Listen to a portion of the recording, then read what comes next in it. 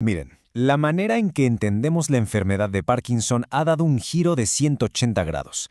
Lo que por mucho tiempo vimos como un trastorno puro del cerebro, enfocado en los síntomas motores, hoy se nos revela como una condición increíblemente compleja, una patología multisistémica. Acompáñenme a explorar esta nueva y fascinante perspectiva. Por décadas, si alguien hacía esta pregunta, la respuesta era un sí rotundo. Parecía obvio. Pero, ¿saben qué?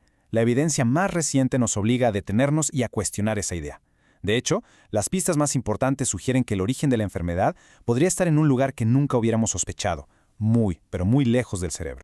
Y aquí está el meollo del asunto, este cambio de paradigma. La tabla lo pone súper claro. Pasamos de ver el Parkinson como un simple trastorno motor por la muerte de neuronas dopaminérgicas a entender que es una enfermedad multisistémica, una que involucra al sistema nervioso central, al periférico, al sistema inmune y, como veremos, a un jugador clave, el tracto gastrointestinal. Y ojo, esto no es un detallito para los libros. Cambia por completo la forma en que abordamos la enfermedad. Muy bien, para ponerle orden a toda esta información, vamos a seguir esta ruta.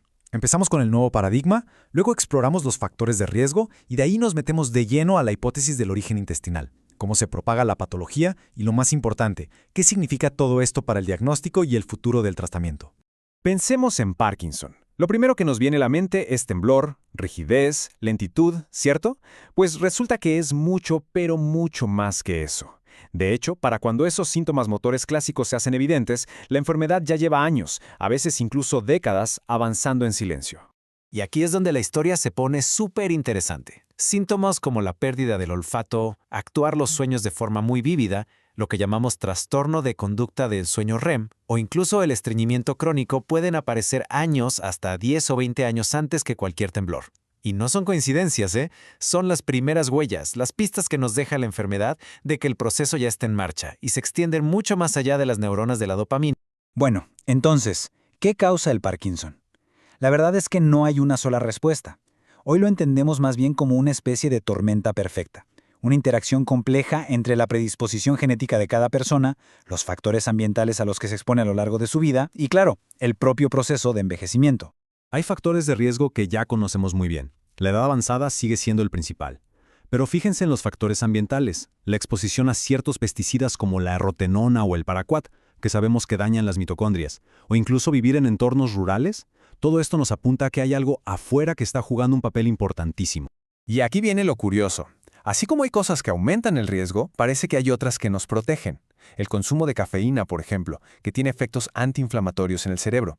O incluso el tabaquismo, que es una relación súper compleja, claro está, se ha asociado con un menor riesgo, posiblemente por cómo la nicotina interactúa con la alfa-sinucleína.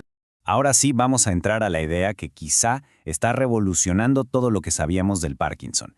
Me refiero a la hipótesis gut first o el intestino primero, que propone que en muchísimos casos la enfermedad no nace en el cerebro, sino en el intestino. La palabra clave aquí es disbiosis intestinal. Y no estamos hablando de una infección como tal, es más bien un desequilibrio, una pérdida de la armonía en ese universo de microorganismos que viven con nosotros, en nuestro intestino. Se cree que este desbalance podría ser la chispa que enciende toda la cascada de la enfermedad. Este diagrama lo explica visualmente a la perfección. Vean, todo empieza con esa disbiosis en el intestino. Esto puede llevar a que la barrera intestinal se vuelva, digamos, más permeable, permitiendo que se active una inflamación crónica. Esto, a su vez, genera estrés sin daño en las mitocondrias, primero ahí mismo, en el sistema nervioso del intestino, para luego empezar a propagarse hacia el sistema nervioso central. Y esta idea del origen intestinal no salió de la nada, Se apoya en el trabajo fundamental del investigador Jacob Brack y su hipótesis del doble impacto. Él fue de los primeros en proponer que un agente externo, quizá un virus o una bacteria, podría entrar al cuerpo por dos rutas, la nariz y el intestino, iniciando ahí el mal plegamiento de la proteína alfa-sinucleína, que después viajaría hacia el cerebro. Ok, entonces, la pregunta del millón es, si el problema empieza en la periferia, ¿cómo es que llega hasta el cerebro? Pues la evidencia apunta a que sigue un camino muy específico, a través de un mecanismo de propagación que se parece mucho al de los priones, como un contagio de proteína a proteína.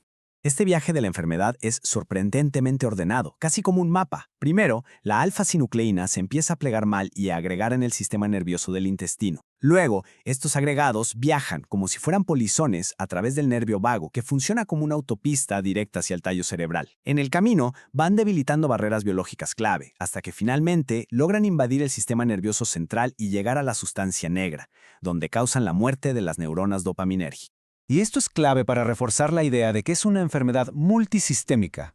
El problema con las mitocondrias, estas pequeñas baterías de nuestras células, no ocurre solo en las neuronas del cerebro, no. Se ha encontrado también en células de la sangre de los pacientes. Esto nos dice que el problema energético y el estrés oxidativo son un tema generalizado de todo el cuerpo. Entonces, ¿de qué nos sirve saber todo esto?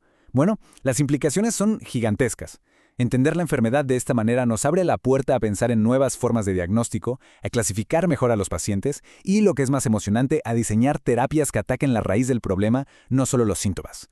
Y en este punto, la genética es como nuestro mapa del tesoro. Fíjense, mutaciones en el gen SNSA, que es el que produce la alfa-sinucleína, son raras pero tienen un impacto altísimo. Pero, ojo, las variantes en un gen llamado GBA, que tiene que ver con el sistema de limpieza de las células, son el factor de riesgo genético más común.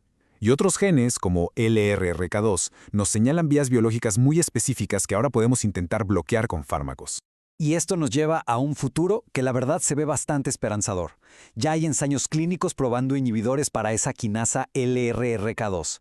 Se está explorando si moléculas como el Ambroxol, un medicamento para la tos, pueden mejorar la función de la enzima GCase. Imagínense, inmunoterapia. Estamos hablando de anticuerpos y hasta vacunas diseñadas para atacar a la alfa-sinucleína tóxica y frenar su avance por el cuerpo. Hay una cita que resume perfectamente el momento en el que estamos. La contemplación completa de la enfermedad de Parkinson y del paciente puede indicar nuevos caminos a seguir. O sea, al ver todo el panorama, desde el intestino hasta el cerebro, se nos abren rutas que antes ni siquiera veíamos.